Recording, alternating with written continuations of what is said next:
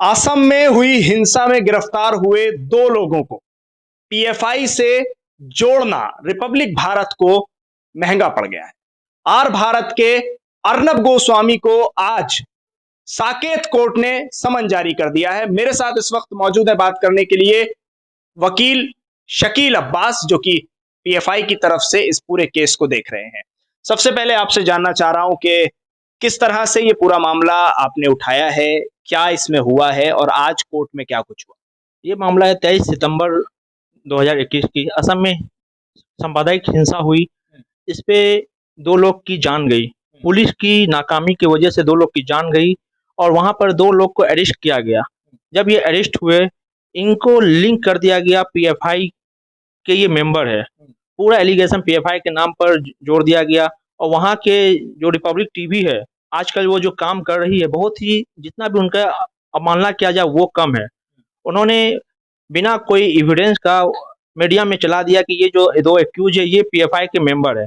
जहाँ तक कि पीएफआई के डायरेक्टर सेक्रेटरी साहब उन्होंने साफ कह दिया कि ये हमारे मेंबर नहीं है और इस हिंसा में मेरा कोई हाथ नहीं है, मेरा कोई लेना देना नहीं है। वहाँ के एसपी साहब जो असम के हैं उन्होंने स्टेटमेंट दिया 27 तारीख को इंडियन एक्सप्रेस में कि 2 एक्यूज जो पकड़े हैं जो हिंसा में, वो पीएफआई के मेंबर नहीं है, वो 2 लोकल पंचायत चुनाव के मेंबर है, ना कि पीएफआई के मेंबर है। इसी इसमें हमने डिफॉर्मेशन का केस दायर किया था साकेत न्यायालय में और आज बहुत बड़ी जीत हुई है। इसमें समन इशू किया गया है all the defendant NCO Arnab Goswami के खिलाफ और एनपीएसए को भी समन इशू किया गया है। लेकिन वकील साहब, अभी इसे जीत कैसे कह सकते हैं आप? ये बहुत ही बड़ी जीत है हमारे लिए, क्योंकि आज पहला डेट था और हमने अपनी आर्गुमेंट रखी। कोर्ट ने जरूर कुछ देखा होगा, तब पहली डेट में समन इशू करना, उन लोग को बुलाना, ये बहुत बड़ी जीत है क्योंकि हमारे पास पूरी एविडेंस है उनके खिलाफ। अभी जो मीडिया में चल रहा है, बिना कोई एविडेंस का कुछ भी दिखा देते, आप एलिगेशन लगा देते, ये नहीं देखते कि इनका क्या छवि है। पीएफआई एक एनजीओ है, वो हमेशा सोशल वर्क में आगे रही है, कभी भी हमारा किसी में हाथ नहीं रहा है। लेकिन सिर्फ रिपब्लिक भारत ने ही ये खबर आपकी चलाई थी जिसको आप बता रहे हैं, या और मीडिया नेटवर्क ने भी चलाई थी? ऑल मीडिया का तो मुझे नहीं पता, मुझे रिपब्लिक भारत के लिए पता है। उन्हें उन्होंने जो दिखाया है, बार बार हमारे ऊपर एलिगेशन लगाए, ये जो बेसलेस है इसकी हम घोर निंदा करते हैं। लेकिन अभी रिपब्लिक भारत के सीईओ को या उनकी तरफ से जो लोग आएंगे उनको कोर्ट ने तलब किया है, तो बात तो तब तय होगी ना जब वो लोग आके अपनी बात रखेंगे कि क्यों चलाई, क्या असलियत थी। तो अभी से इसको जीत नहीं कहना चाहिए, मुझे ये लगता ये बिल्कुल सही बात है, आने दीजिए, वो अपनी बात रखेंगे, हम अपनी बात रखेंगे। बट मैं आपको कह दूं, मैंने लीगल नोटिस 27 सितंबर को उनको भेजा था कि आप जो न्यूज चला रहे हैं उनको आप सॉरी बोल के उनको डिलीट करें, नहीं तो हम अदरवाइज लीगल एक्शन लेंगे। उनकी रिप्लाई उनकी रिप्लाई मुझे 8 सितंबर को रिसीव होती है, सॉरी 8 अक्टूबर को रिसीव होती है। इसकी रिप्लाई रिपब्लिक टीवी की रिप्लाई मेरे पास 8 अक्टूबर को मेरे चैम्बर में मिलता है और वो रिप्लाई में साफ साफ लिखा हुआ है, जो हमने जो खबर दिखाई है वहाँ के, मैंने बहुत वहाँ के जो सीएम साहब है उनकी इंटरव्यू को दिखाया है और उन्होंने 3 लिंक और शेयर किए, 3 न्यूज चैनल के बारे में और बताया कि ये चैनल ने भी दिखाया है, तो आप इनके खिलाफ भी एक्शन लीजिए। तो ये हम डिसाइड करेंगे, ना कि रिपब्लिक भारत डिसाइड करेगा।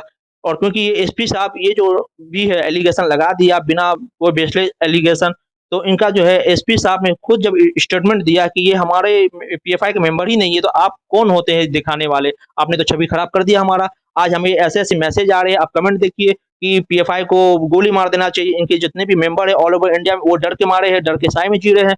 ये अच्छी बात नहीं है। मीडिया जब दिखाती है तो उनको बोलने का अधिकार, right to freedom of speech है, बट ऐसा नहीं है कि आप किसी के बारे में कुछ भी बोल दे, बेसलेस एलिगेशन लगा दे। इससे अभी हमारे भारत में घर खतरा है, जितने भी मेंबर है, जितने भी अच्छे काम हो रहे हैं, इनके लिए हम लोग के लिए खतरा। क्योंकि आप कमेंट है मेरे पास, मैं आपको दिखा सकता हूँ सोशल मीडिया में कि कैसे कैसे लोग गंदी गंदी बातें कह रहे हैं, बोल रहे इनको शूट आउट कर देना चाहिए, इनको क्यों रखा गया, बैंड क्यों नहीं किया गया। हम साफ साफ बोलते हैं ये हमारे पीएफआई में कुछ भी एक गलत है, तो अभी तक इनको बैंड क्यों नहीं किया जा रहा है। अभी तक हमने इनकम टैक्स पे कर रहे हैं, ऑल ओवर इंडिया में ये अच्छे से चल रही है, तो दिक्कत कहाँ आ रही है। कुछ भी होता है तो पीएफआई पीएफआई और कोई काम नहीं बचा है मीडिया को, सिर्फ पीएफआई के पीछे हाथ धो के पड़ गई। बट हमें पूरा भरोसा है न्यायालय पे, हमारी जीत होगी। लेकिन अब तो उल्टा हो रहा है ना, अब आप लोग हाथ धो के पीछे पड़ रहे हैं मीडिया के। बिल्कुल, हमारे पास कोई उपाय नहीं है, कोई ऑप्शन नहीं है, कौन सुनेगा हमारी बात।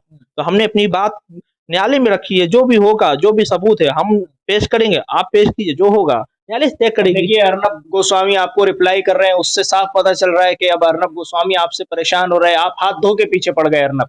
अभी तो परेशान शुरू हुई है सर। अच्छा, अभी अभी शुरुआत है। बिल्कुल शुरुआत है और हम ये इनको अंतिम मोड़ तक लेकर जाएंगे और जीत हमारी ही होगी। तो ये जो पहला स्टेप जिसे आप बता रहे हैं कि हम जीत के तौर पर देख रहे हैं, आगे के लिए आपको क्या उम्मीद लग रही है कि जब आप ये तलब किया जाएगा, क्या डेट आपने बताई है? 3 जनवरी 3 उनको जनवरी को आपको लगता है कि आपके ही हक में सब चीजें सही रहेंगी? बिल्कुल, बिल्कुल। अभी उनको रिप्लाई फाइल करना है और ये जो एलिगेशन जो लगाए हैं, उनके पास कुछ तो एविडेंस होगी, बिना एविडेंस के उन्होंने कैसे दिखाया?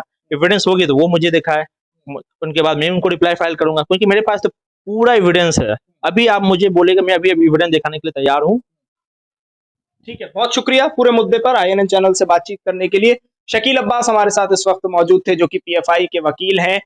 हालांकि पहले से ही अपनी जीत मान चुके हैं, लेकिन जीत तो देखना होगा कि 3 जनवरी को जब अर्नब गोस्वामी की तरफ से कोई कोर्ट में आता है और बहस होती है, तब क्या कुछ तय होता है और जज की तरफ से क्या फैसला आता है, वो तमाम चीजें देखने लायक होंगी।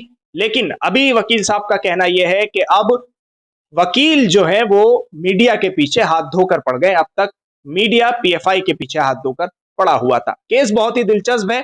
INN चैनल के जरिए देखते रहिए।